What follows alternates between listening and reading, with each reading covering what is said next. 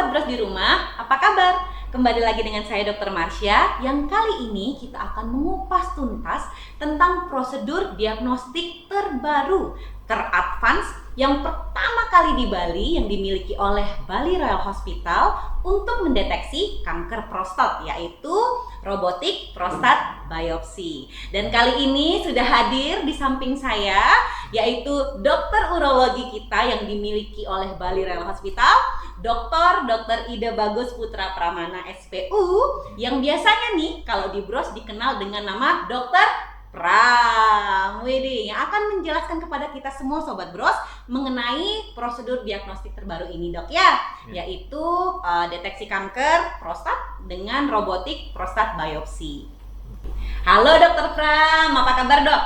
Ya, baik. Kabar baik, dokter ya. Baik, Oke, Dok. Ini kan kita berbicara mengenai prosedur diagnostik terbaru untuk mendeteksi kanker prostat yang pertama kali nih, Dok, di Bali, Dok, katanya dilakukan, yaitu robotik prostat biopsi. Nah, itu kan untuk mendeteksi kanker prostat, dokter ya. Untuk permulaan nih, Dok, supaya Sobat Bros di rumah tahu apa sih itu, Dok, kanker prostat? Ya, jadi kanker prostat itu merupakan suatu keganasan malignansi pada organ prostat. Nah, jadi prostat itu memang hanya dimiliki oleh laki-laki. Jadi wanita nggak punya namanya prostat ya. Letaknya di mana sih? Jadi prostat itu letaknya itu di bawah dari kandung kencing. Jadi letaknya di bawah kandung kencing. Dia organ yang memang terdapat pada laki-laki dan biasanya mulai membesar pada usia di atas 50 tahun. Tetapi memang kalau pembesaran prostat itu tidak selalu suatu kanker prostat. Jadi ada pembesaran prostat jinak ya. Jadi itu membesar pada laki-laki di atas usia 50 tahun. Nah, kanker prostat sendiri itu adalah suatu malignansi keganasan dari organ prostat dan insidennya merupakan dua kasus terbesar yang dialami oleh laki-laki. Kalau dia mengalami kanker itu termasuk ranking 2 tertinggi dia. Oh, di Indonesia atau di dunia, Dok? Jadi kalau untuk literatur yang saya baca itu adalah termasuk 2 besar di dunia. Itu angka insidennya hampir 1,4 juta penduduk yang terjadi di seluruh dunia yang mengalami laki-laki dengan kanker prostat. Oke, kalau misalnya dokter ini kan kalau tadi dokter bilang itu adalah nomor 2 terbanyak, Dok. Berarti kan otomatis kan banyak sekali kemungkinan pasien-pasien di atas 50 tahun berarti, Dok, ya, yang kemungkinan bisa terkena kanker prostat. Nah, itu faktor resikonya apa sih, Dok? Maksudnya faktor resiko, kemudian penyebabnya itu apa biasanya, Dok? Ya, jadi faktor resikonya itu yang pertama adalah genetik. Jadi kalau misalnya ada keluarga, ayah atau kakek atau paman dengan riwayat kanker prostat, maka keturunannya itu pun akan memiliki risiko yang lebih besar untuk mengalami kanker prostat. Itu terkait sama genetik biasanya. Ya, ada istilah BRCA2 dan lain sebagainya, tapi itu sangat ilmiah bahasanya ya. Tapi intinya itu disebabkan karena genetik paling pertama. Ya, faktor risiko yang kedua itu bisa karena riwayat merokok. Nah, riwayat merokok dan konsumsi alkohol yang berlebih itu dikatakan meningkatkan insiden terjadinya kanker prostat.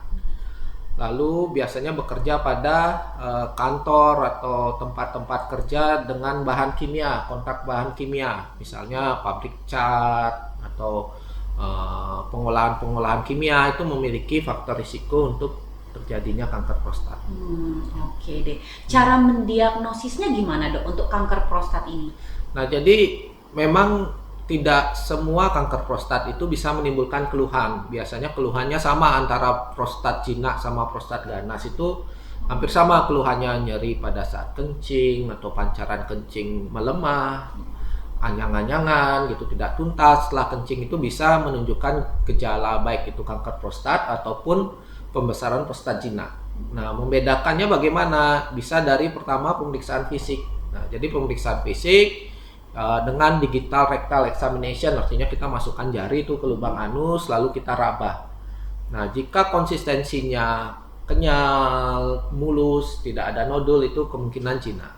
Nah, jadi kalau ada kita raba ada nodul keras, itu kemungkinan suatu prostat cancer. Itu dari pemeriksaan fisik. Nah, selanjutnya ada pemeriksaan penunjang. Pemeriksaan penunjang itu bisa kita kerjakan namanya pemeriksaan PSA ya. Jadi prostat specific antigen ya. Tujuannya untuk mendeteksi secara dini ada peningkatan PSA atau tidak. Memang PSA itu tidak kanker spesifik. Nah, berartinya setelah kita periksa PSA ternyata PSA-nya tinggi, belum tentu juga itu kanker prostat. Nah, beberapa faktor yang mempengaruhi tingginya PSA bisa dengan misalnya dia setelah dilakukan tindakan pemeriksaan rektal tusi dengan memanipulasi prostatnya, itu PSA bisa naik. Bisa karena infeksi prostatitis juga dia bisa naik kadar PSA-nya. Nah, dan satunya lagi yaitu dengan curiga suatu kanker prostat juga itu pemeriksaan PSA bisa naik. Ya. Berarti memang pemeriksaan PSA itu juga apabila ada yang tidak normal itu akan meningkat kan dokter ya. Ya. Tapi kan tidak serta-merta bahwa peningkatan PSA itu menandakan bahwa itu kanker. Ya. Berarti memang perlu namanya tindakan prosedur diagnostik lanjutan kan seperti Ya. dokter ya. Ya. Oke, untuk diagnostiknya dok bagaimana menurut dokter? Ya, jadi nilai PSA itu kan setelah kita nilai ya. Jadi salah satunya kita biasanya cut off-nya nilainya pakai 10. Ya, nilai PSA lebih dari 10 kita wajib lakukan biopsi prostat. Ya, mandatory biopsi prostat. Sedangkan jika PSA di daerah gray area misalnya antara 3 sampai 10 ya, menurut European Association Neurology Guideline itu dikatakan kita memeriksa secara berkala PSA-nya dulu. Tetapi memang ada tempat kita melakukan diagnostik tambahan yaitu pemeriksaan MRI. Nah, MRI itu nanti kita akan melihat apakah ada nodul atau tidak di area prostatnya itu. Nah, jadi itu pun kaitannya sama robotik prostat biopsi karena nanti hasil MRI itu akan kita combine dia dengan software pada robotiknya sehingga dia bisa lebih akurat dalam melakukan biopsi. Oke deh, ngomong-ngomong soal robotik prostat biopsi nih dok, apa sih itu dok robotik prostat biopsi dan apa sih bedanya teknologi ini dengan cara yang konvensional dengan biopsi yang biasa? Nah, jadi robotik prostat biopsi ya itu kita melakukan biopsi dengan guiding robot. Jadi robot yang sudah menentukan area mana yang dicurigai suatu nodul dari kanker prostat. Memang biasanya kita kerjakan pada PSA dengan gray area. Jadi 3 sampai 10. Lalu dari kita lakukan MRI ternyata itu ada nodulnya. Nah, nodulnya itu yang kita targeting untuk kita ambil jaringannya sedikit untuk dilakukan biopsi. Ya. Jadi memang metode konvensional yang sebelumnya misalnya dengan USG guiding itu bisa kita kerjakan itu biasanya dengan melihat area hipoekoik dari prostatnya, tetapi itu tidak akurat, tidak seakurat dengan robotik. Jadi robotik prostat biopsi itu kita secara presisi dan akurat untuk mengambil daerah nodul pada daerah prostat yang ditunjukkan oleh hasil MRI. Jadi memang kalau mau robotik prostat biopsi ini memang MRI salah satunya harus kita kerjakan dulu karena itu nanti kita mapping wilayah-wilayah mana yang akan kita biopsi. Oh, berarti sebelum dilakukan robotik prostat biopsi ini berarti memang pemeriksaan diagnostik yang wajib dilakukan oleh pasien adalah MRI dulu dokter ya? Ya, MRI. Karena itu antara akan di-compare seperti dokter Nge. Ya. Oke deh. Keunggulannya apa nih dok? Tadi kan dokter ada bilang lebih presisi, lebih akurat seperti itu. Apakah ada keunggulan-keunggulan lain dok dari robotik prostat biopsi ini? Ya, jadi keunggulannya banyak. Jika dibandingkan dengan metode konvensional dengan USG guiding saja yang itu transrektal biopsi, itu angka infeksinya lebih tinggi dia. Ya, dikatakan lebih tinggi karena kalau robotik prostat biopsi ini kita mengerjakan transperineal. Jadi bukan melalui anus tapi transperineal ya. Jadi angka infeksinya lebih rendah. Yang kedua, tentu saja komplikasinya karena dengan robotik biopsi, jadi kedalaman jarum kita pada saat mengambil jaringan itu bisa terukur dia pasti. Ya, bahkan dikatakan selisihnya sampai 1 mili. Oh. Jadi itu mengurangi risiko komplikasi. Apa komplikasinya? Itu bisa, kalau yang konvensional bisa kena buli ya, ataupun kena uretra. Jadi dengan robotik prostat biopsi, angka komplikasinya lebih rendah, infeksinya juga jauh lebih rendah. Oke, Dan selain lebih akurat juga dokter. ya akurat, sehingga menegakkan diagnosisnya tentu lebih baik. Lebih baik dokter ya. Oke. Untuk robotik prostat biopsi ini dok, apakah ada perlakuan khusus, misalnya berapa lama atau persiapan-persiapan yang diperlukan oleh pasien dokter untuk robotik prostat biopsi ini? Jadi memang kalau di luar negeri itu ya, robotik prostat biopsi itu bahkan bisa dikerjakan one day care ya. Oh, tidak Jadi, perlu rawat inap berarti ya, dokter ya? tidak perlu rawat Oke. inap, tetapi memang kita menggunakan pembiusan ya. Hmm. Apakah dia dengan bius general ya? Kalau bius general tentu saja setelah tindakan lebih cepat pulih, bisa langsung pulang ya. Lalu kalau dengan menggunakan bius spinal ya, tentu bius spinal kan angka gininya apa? Untuk waktu dia kembali bisa beraktivitas, menggerakkan kaki itu kurang lebih 4 sampai 6 jam ya. Sehingga kalau dengan spinal kemungkinan perlu dia rawat inap ya.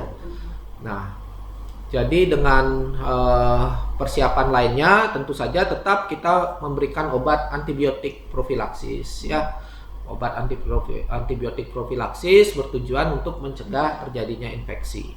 Lalu pasien tetap puasa karena terkait dengan pembiusan yang akan dikerjakan. Ya.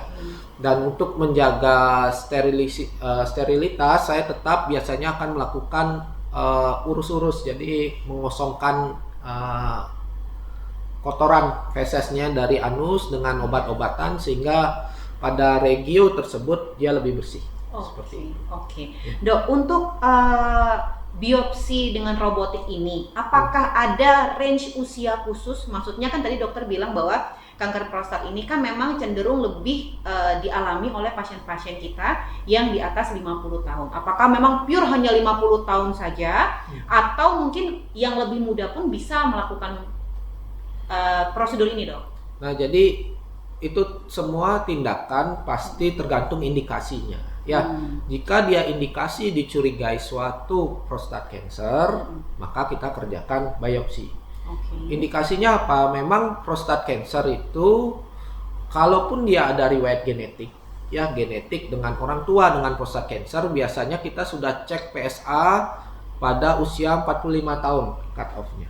Ya, ternyata kalau usia 45 tahun dengan riwayat keluarga kanker prostat, ternyata PSA-nya 0, sekian, tidak ada keluhan, ya kita tidak biopsi.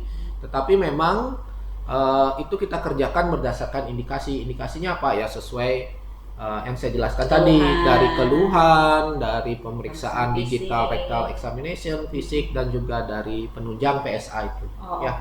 Baru kalau memang ada indikasi, kita kerjakan biopsi prostat. Oke dok. Untuk mungkin sobat bros di rumah juga ingin tahu, dok, kan kadang-kadang ada pasien-pasien yang takut sekali terlalu lama berada di ruang operasi gitu. Sedangkan kan tindakan ini kan pasti dilakukan di ruang operasi. Berapa lama sih dok? Maksudnya waktu yang diperlukan untuk dokter dalam menjalani robotik prostat biopsi ini? Range-nya jadi kira-kira. ini termasuk yang tindakan yang minimal invasif. Jadi cukup cepat, 1 jam sudah bisa kita selesaikan semuanya, dari persiapan, pembiusan sampai dengan pasien keluar dari kamar operasi itu kurang lebih 1 jam. 1 jam ya, tergolong cepat loh sobat bros di rumah. Jadi jangan khawatir bagi ada pasien di rumah mungkin yang sangat takut dengan ruang operasi, dokter. Terkadang kan kita banyak banget tuh teman-teman bros yang memang takut sekali dengan hawa rumah sakit atau misalnya terlalu lama di dalam. Jadi mungkin itu juga akan membuat sobat bros di rumah lega bahwa prosedur ini sangat efisien dan sangat minimal sekali waktunya, dokter ya. Oke dok. Dok, ada kira-kira tips khusus nggak dok untuk sobat-sobat bros di rumah untuk mencegah nih dari kanker prostat itu sendiri? Ya, jadi pencegahan seperti yang kita jelaskan tadi. Jadi ya kita hindari faktor risikonya. Ya, faktor risiko merokok, alkohol, lalu konsumsi daging-daging yang dibakar itu juga bisa karena bahan karsinogeniknya. Lalu juga banyak makan buah, sayur, antioksidan itu bisa mencegah suatu kanker prostat. Tetapi memang kalau sudah genetiknya dengan membawa kanker prostat itu harus deteksi dini yang paling penting. Nah, tujuan dari robotik prostat biopsi ini kita bisa screening dini. Jadi screening dini pasien-pasien yang kita curigai kanker prostat sehingga tidak terjadi proses metastase lebih dulu kepada tulang maupun jaringan sekitarnya, sehingga kita bisa lakukan treatment inisial yang lebih awal dan lebih baik sehingga meningkatkan outcome pasien, jadi angka harapan hidup dan kualitas hidup pasien yang lebih baik dan lebih tinggi ya, dokter ya. Ya, jadi karena biopsi prostat ini kan kita baru mengambil jaringan prostatnya sedikit. Tetapi kalau itu suatu kanker prostat itu ada treatment lanjutannya lagi. Treatment lanjutannya tergantung nanti itu tergantung dari ukuran sudah prostatnya, apakah sudah ada metastase pada kelenjar getah bening dan tulang itu nanti berbeda. Ya. Jadi ada beberapa kasus yang memang dengan PSA rendah kita 3 lalu kita lakukan biopsi prostat. Oh, ternyata hasilnya suatu kanker prostat dengan belum ada metastase, dilanjutkan dengan radikal prostatektomi. Nah, jadi dilakukan atau bisa dengan pilihannya radioterapi maupun hormonal terapi. Tetapi semakin dini kita tahu, tentu saja outcome pasien akan lebih baik. Siap. Baik Dokter Pramana, terima kasih banyak Dok untuk informasinya mengenai robotik prostat biopsi ini, di mana pemeriksaan ini merupakan pemeriksaan deteksi kanker prostat yang teradvance pertama di Bali yang dimiliki oleh Bali Royal Hospital. Nah, dan bagi Sobat Bros di luar sana yang ingin tahu mengenai pemeriksaan teradvance ini, bisa langsung datang ke Bali Royal Hospital untuk menanyakan tentang informasinya, atau ingin berkonsultasi langsung dulu dengan Dokter Pramana. Kapan aja nih Dok untuk prakteknya Dok? Jadi saya praktek di Rumah Sakit Bali Royal Hospital hari Selasa Kamis jam 16 dan untuk hari Sabtu jam 9 pagi. Oke, jadi mungkin Sobat Bros yang ingin langsung mengeluarkan keluhan dan bertanya-tanya tentang prosedur ini bisa langsung mengunjungi Dokter Pramana langsung di praktek beliau di hari-hari yang sudah disebutkan. Oke Sobat Bros di luar sana, terima kasih untuk segmen hari ini. Saya Dokter Marsya pamit undur diri dan kita akan bertemu di segmen-segmen selanjutnya. Bye-bye. Bye. Salam Bali Royal, we care.